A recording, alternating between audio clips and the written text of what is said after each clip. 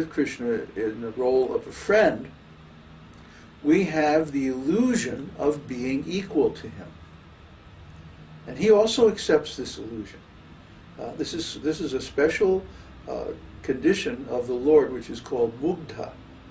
Mugdha means that he forgets his actual position as the Supreme Personality of Godhead in order to enjoy the sweet taste of relationship with his devotees on an equal level or even on a subordinate level.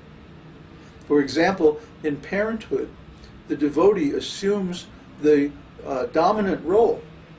Mother Yashoda or Nanda Maharaj or any of the elderly gopas or gopis in Vrindavan, they're like parents to Krishna. And he feels subordinate to them, and he really feels that way. It's not that he feels, well, yeah, I'm the Supreme Lord, I'm just going to act like a little baby. No, he really feels like a little baby, and he's really afraid of his mother being angry at him and stuff like that. So Krishna accepts the role of an equal or subordinate even to his devotees in order to relish these pure tastes of transcendental ecstasy. Because not only do we relish them, he also relishes them. That's the actual goal of our devotional service, is to please Krishna, to help Krishna relish these different tastes. Like we're all relishing different tastes at every moment. You know, because we've become so dull in material consciousness, we don't realize that at every moment we are pursuing some kind of taste. At every moment we're trying to relish some particular rasa, some particular relationship in this world. I want to be a rock star. I want to be the president. I want to be a fireman. I want to be a computer geek. No, wait a minute.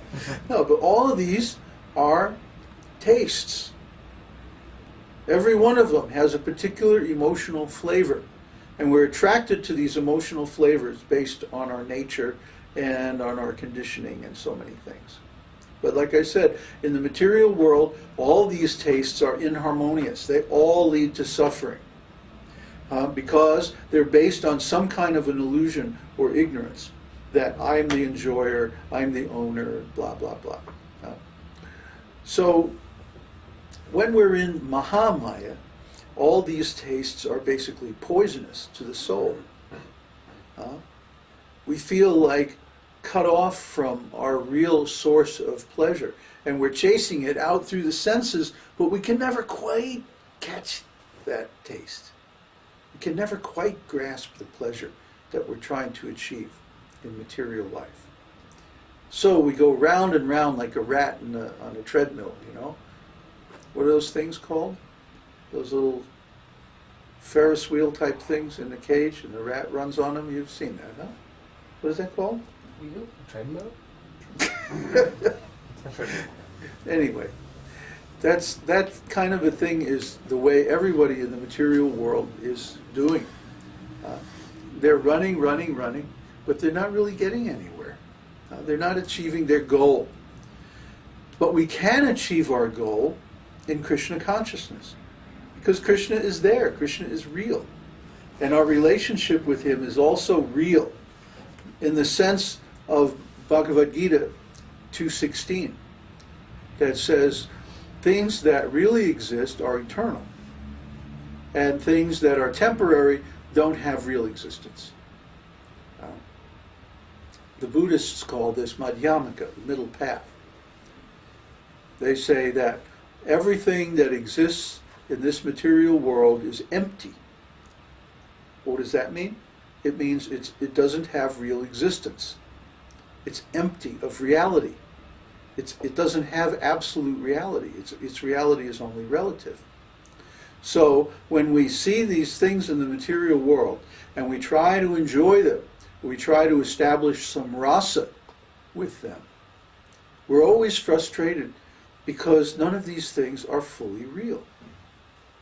Which wouldn't be a problem if we were the same way, but actually we are fully real because we are a transcendental living entity, a pure spirit soul, pure consciousness. So when we, as pure consciousness, an eternal spiritual being, try to relate to something that's temporary and that's only relatively real, then we don't get the taste that we want, because what we really want is to be in relation with a being like us, fully real. You see? But because our consciousness is separate and individual, we cannot directly contact other consciousnesses in the material world. We can only contact Krishna, because Krishna is within us. He's our source. And if we follow our consciousness back to its source, back to its root, we'll find Krishna is there. See? So we can contact Krishna directly through our consciousness, but we can't contact other living entities directly through our consciousness, only through Krishna, only through Krishna's consciousness.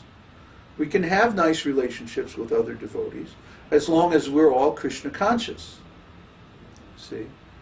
But if we try to enjoy ourselves independently, we can never get that full sweet taste that we're always anxious to have. See? So only through Krishna consciousness is it possible to actually enjoy. So what do we enjoy? Well, okay, we enjoy these 5 sthāyi-bhāvas. And then there are 7 more tastes called vyabhicārī-bhāvas. Vyabhicārī-bhāvas are temporary tastes that come and go in a particular devotee's service and pastimes. They're tastes like laughter, chivalry, disgust, and so on. There's 7 of them.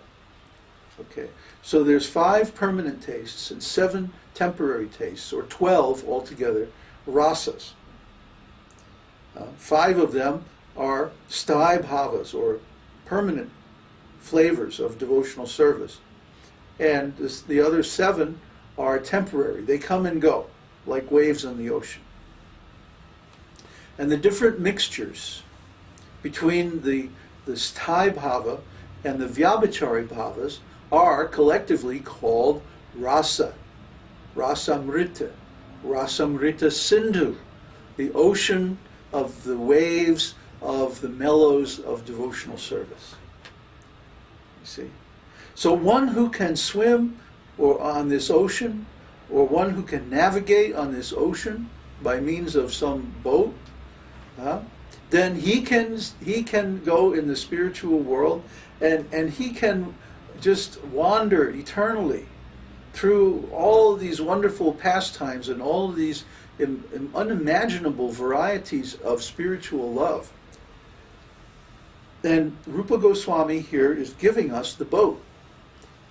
The boat is the ontology of rasa, the knowledge of rasa tattva, the truth of transcendental mellows. And this chapter begins the discussion of this truth by talking about the 5 kinds of rasas, or 5 kinds of bhavas. So these 5 topics, vibhāva, anubhāva, sāttvika-bhāva, vyabhicārī-bhāva, and sthāyi-bhāva. These 5 topics are the subjects of the second wave of Bhakti-rasāmr ta-sindhu. So actually these 5 subjects are discussed for the entire remainder of the book. So it's like the first wave tells us how to get to bhava.